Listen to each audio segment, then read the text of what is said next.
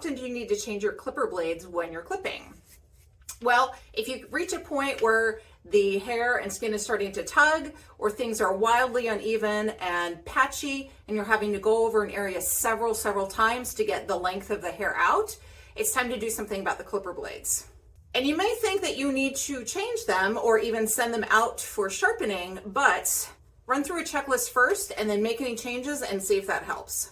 Are the blades clogged with hair? When they get gummed up with hair, that kind of creates a lot of friction and heat. It slows the motor down and the cutting edge is not going to be as sharp.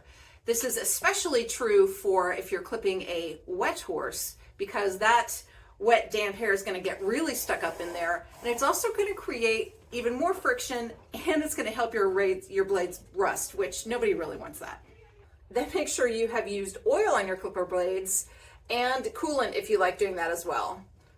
Every 5 minutes when you're clipping, it's a great idea to stop, brush out any extra hair, apply coolant if you use it. Now, coolant is great, but it evaporates really quickly, but you need to find a way to reduce the friction on the blades and help them slide side to side, and that's where you reapply clipper oil. Again, every 5 minutes as you're clipping. And then assess if the clipper motor is actually in good working order. If it's a really old pair of clippers that hasn't been serviced recently, send them in.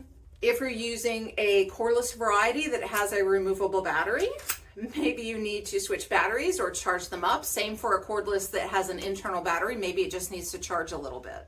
So if you're doing all of these things and everything has a green light, then it's time to either change the clipper blade to a fresh one or have your existing one sent out for sharpening.